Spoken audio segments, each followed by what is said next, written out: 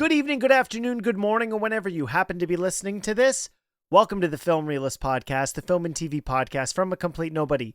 That is hopefully for somebody. My name is Kyle Naranya, and welcome to episode 157 of this show. Slight schedule change. I know that people were expecting a full episode focusing specifically on the Naked Gun remake / legacy sequel, but I'm going to change things up a little bit, and I think the listeners would appreciate some honesty and upfront nature from me. We've built this relationship. Hi, Dylan. Hi, Jermaine. Hi, Scotty. Hi, everybody else who happens to be listening to this show. If you want to be one of the names I just said, make sure you answer the question of the week weekly, or send in any questions for myself or things you'd like to be discussed on the podcast. I've had a very, very busy weekend. I had a birthday celebration for my mom. Shout out to Debbie. She's an incredible mother. And I went to the drive-in with my kids, as well as a bunch of other things. So there's some late nights, not so great sleeping.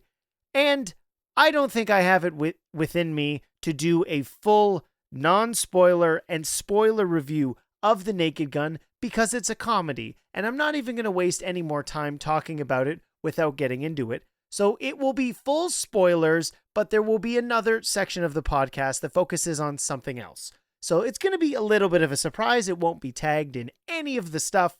So bear with me, and I hope you enjoy episode 157 of the Film Realist Podcast. Hi, Daddy. It's me, Frank Jr. Love you. Hey, Dad. Boy, do I miss you. Now, before getting into Naked Gun 2025, I think it's important to talk about where we are, specifically in the theatrical going film experience. I know a lot of conversation online this weekend has been about the box office drop from the Fantastic Four First Steps, which is shockingly in line more with Captain America Brave New World than Thunderbolts, which to me, the reflection of the quality of movies has not always necessarily been in line with what the box office is. The cinematic landscape has been dramatically altered by the events of COVID, and we still have never really recovered. A substantial amount of successful movies are making way less than they used to, and movies that are critically well received and by audiences are still not being financially successful. One of the things that I appreciate in this new landscape is you have to really make great movies to drive audiences into the theater, and that is a good thing and a bad thing. The dreck of lazy blockbusters has for the most part gone by. The occasional ones still sneak in and manage to make money, but long are the days of other things being successful, like really well-made comedies. Sinners is an outlier for being an original film that did so well, and I'm incredibly happy about that. I loved it, and you can check out my review for that. But what's most interesting, specifically when looking at comedies, which brings us to Naked Gun, mostly because of streaming, comedies have gone to that platform. You don't get big budget or even mid-budget comedies in theaters anymore because they weren't going to be successful. Legacy comedies in general have been failures. And I'm going to be totally honest, Happy Gilmore really affected my excitement to go into Naked Gun, which I did have some positive reactions to some of the trailers. But after films like Dumb and Dumber 2, Zoolander 2, Coming to America, Vacation is a different bag of worms, Anchorman 2, Happy Gilmore 2, and Beetlejuice, I think what's really apparent is these films, specifically when adapting comedy is such a reflection of the era that they're made in. Think about your favorite stand-up specials, your favorite comedians, from however old you are, when you watch them specifically in that moment in time, you view it through that lens. The Naked Guns are of that same era. They are a beloved franchise of films from Canadian Leslie Nielsen that all did shockingly well for comedies in the era. Comedies used to be a staple of the industry, and for the most part, it's gone completely to the wayside. The lower budgets, ironically, when you look at the box office numbers, in terms of production costs, have not been reflected by that whatsoever. First off, I want to say I am a fan of Akiva Schaffer. The work of Lonely Island specifically, absolutely adored that. And a lot of the ideas presented in Naked Gun are really funny and successful in terms of taking somebody like Liam Neeson and Pamela Anderson and really getting them to play off type or even leaning into something that's expected from them. The biggest problem when reviewing a comedy more than anything is you are evaluating maybe the most subjective part of this art form, which is laughter. It is arguably the hardest. And because of that, I'm very disappointed because this movie, like a lot of other comedy sequels, is very much so in the volume business. And I found myself chuckling to myself or acknowledging the humor in a joke or sequence or line delivery, but I didn't really laugh. Part of that could come from the deadpan nature to which Liam Neeson is playing Frank Drebin Jr. It's a very different performance than what we had in the original Naked Guns. And that is a good thing, because to capture what Leslie Nielsen did in those films, that the way in which he played buffoonery and his, not calling it deadpan, I don't think would be a fair representation of what he was doing, but the absurdity of what he did in those movies is such a specific comedic performance from Leslie Nielsen. And what we get in The Naked Gun, for one, and this is a disappointing factor in the current movie landscape, is the movie looks cheap more than anything. It looks like so many other movies, which prevents it feeling like you're in that sort of intimate nature. I have no problem with action comedies having bigger budgets, but there needs to be a specific style behind that. And I don't think it was on purpose to have this movie look really generic, being a statement on that. There are elements of that throughout the movie of referencing quite cleverly modern elements. We get, and this is full spoilers, I'm not going to do non-spoilers, it'd be really hard to talk about, that this has with a electric car owned magnate as our main villain, and a lot of things that are kind of permeating the culture now, and having things be meta and relevant. The main MacGuffin of the movie literally is called a plot device, which is funny, but it feels more reminiscent of stuff we've seen already, as opposed to really smart, brilliant ideas. Comedy more than anything, and this is the hardest part to talk about, because there have been so many opinions on the idea that when people are more inclusive, and I'm not using this as a negative, but aware of other people's feelings, you can't make comedy good anymore. There's a lot of old men yelling off of their porches, Jerry Seinfeld, that you can't make comedy good anymore because you're going to offend. And when you have people like Bill Burr as a great example, who deliberately is using what he thinks is going to be offensive to tell a joke based on an observation he has about society, he's still managed to be a successful comedian within the 2020s, and a very beloved one for that. And I found this film, while he's not directly involved as a writer, this felt much more reminiscent of Seth MacFarlane films like A Million Ways to Die in the West, which is not necessarily my cup of tea.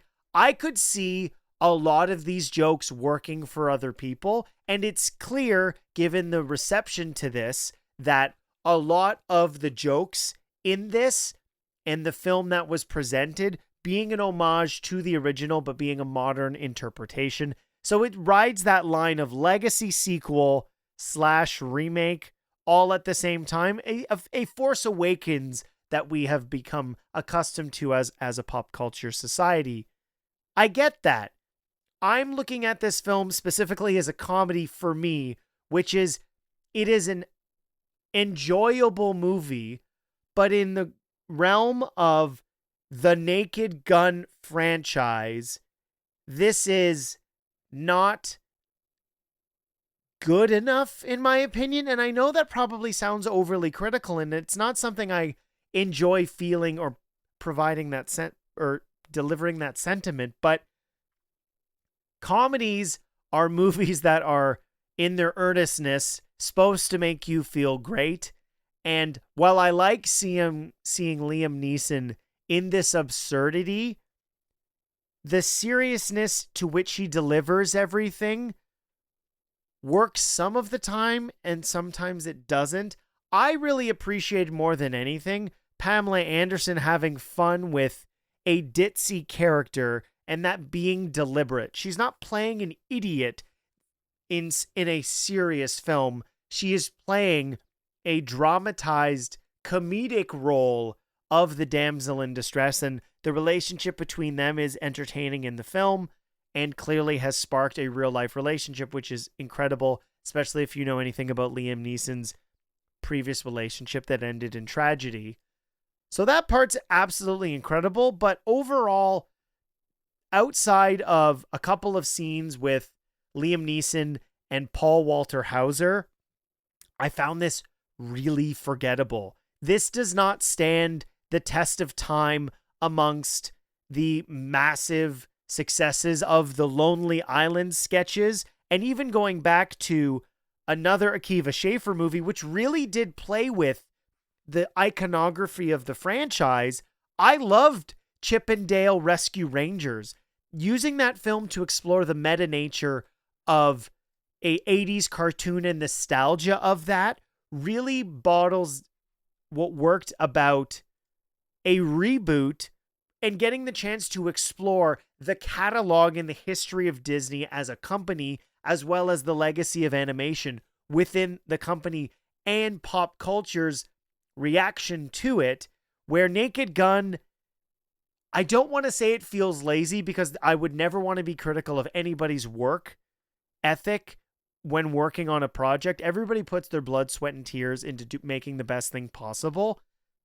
The number one failure for me probably could have come down to the script, because Akiva has made other great things, and this being in the pocket of where we are now with movies, which is recognizable IP gets greenlit, and it's very rare that new things do.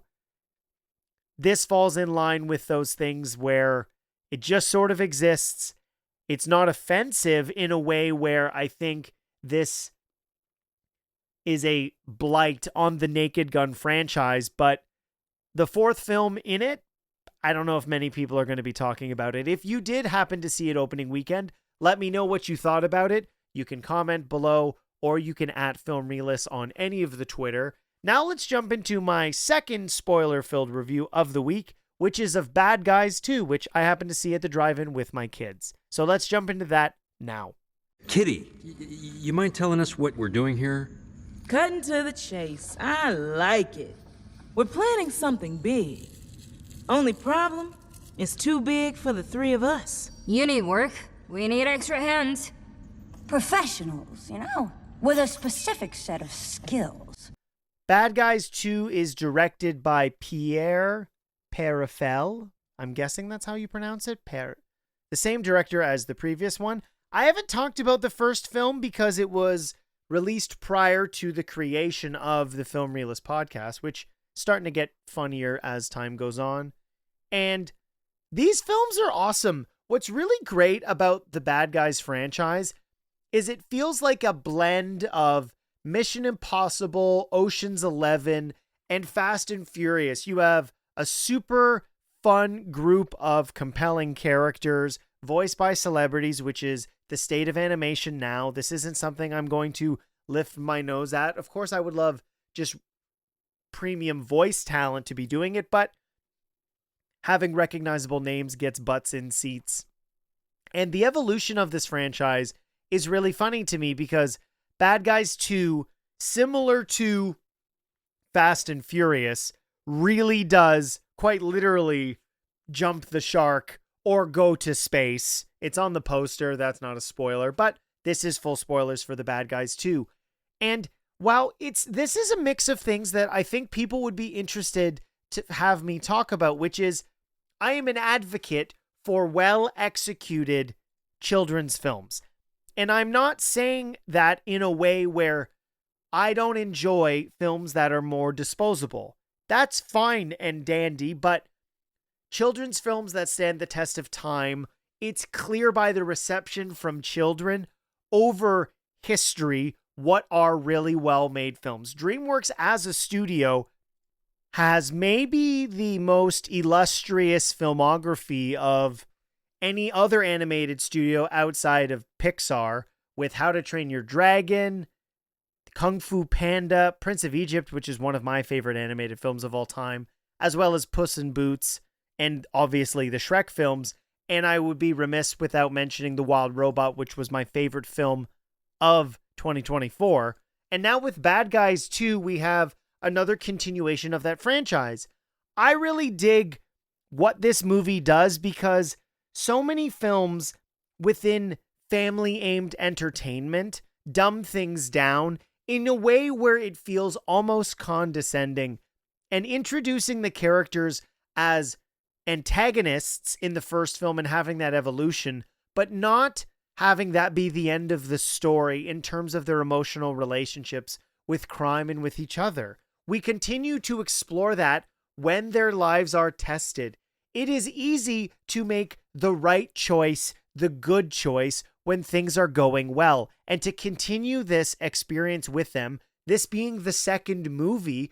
How are things going since all these characters turned good? It's funny to see that things are always working out for Snake, in that it turns out, in fact, he was being conned by Natasha Lyonne's crow. I believe she's a crow, or is she a sparrow? What are you? Natasha Lyonne is Susan. She's a raven. Apologies. And to see that, thankfully, they're all working together, Shark, Piranha, Webs, and the Big Bad Wolf, through their trouble of not being trusted by society.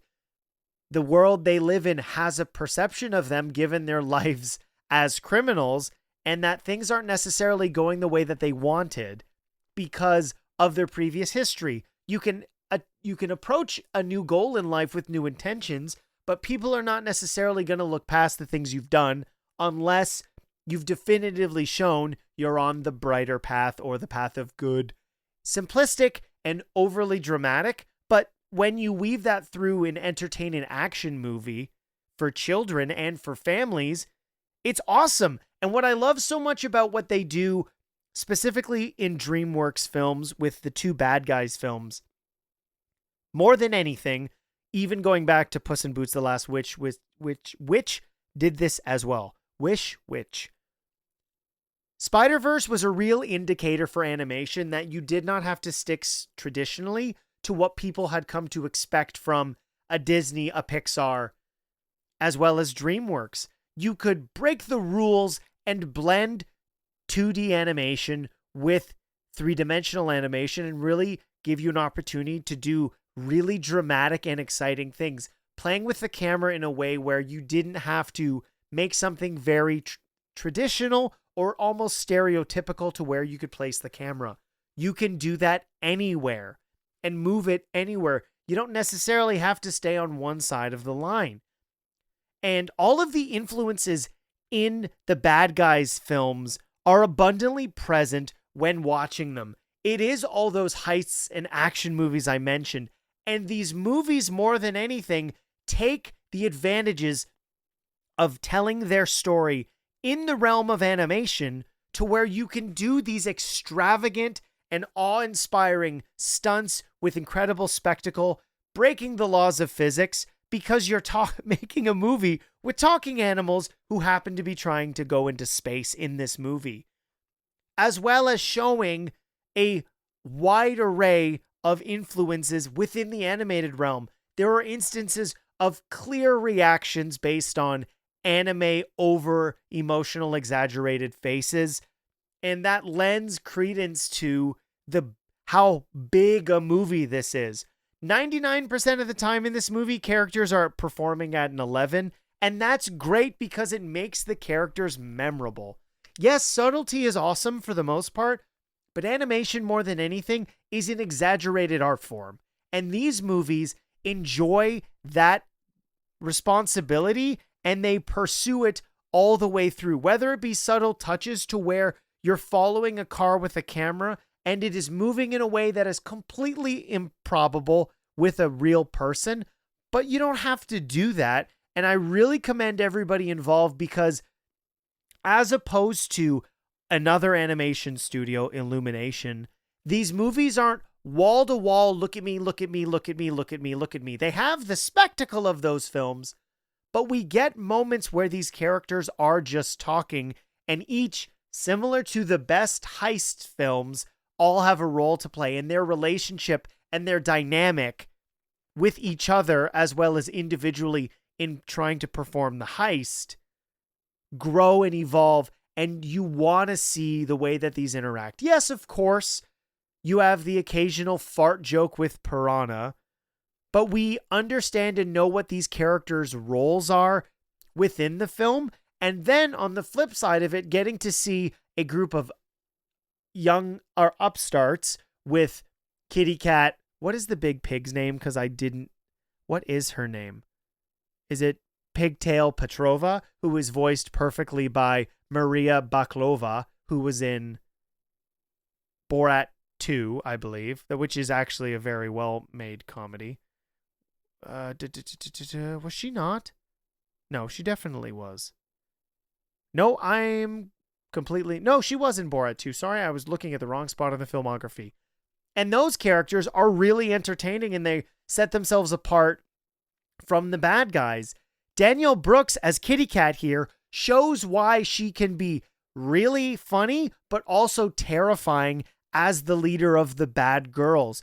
And she is such a different type of leader and has way different skills than what Sam Rockwell brings to Mr. Wolf. And getting to see the Daniel Ocean-ness of him ultimately still come through and be the reason that they win out is just perfect. And without skipping over this, because I would never want to, Daniel Pemberton's soundtracks in these movies are the perfect encapsulation of what works in heist action comedies. You just want to be swept up in the fun of this, and you get to see these wildly insane things with memorable score from somebody who knows exactly what they're doing. Daniel Pemberton has made some of my favorite film scores within the last 5 years, from this, Into the Spider-Verse films.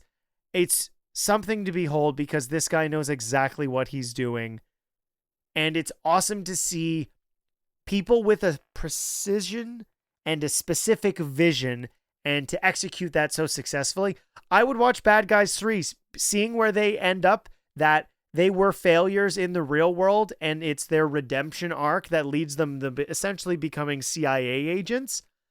I want to see the bad guys as spies. That sounds amazing, and I really hope we do get to see that from this franchise. So that will do it for my mini spoiler-filled Bad Guys 2 review. Now let's jump to the mail and the question of the week responses. Can I ask you a question? Just fun? There's something I've been meaning to ask you. I ask the questions, you answer the questions.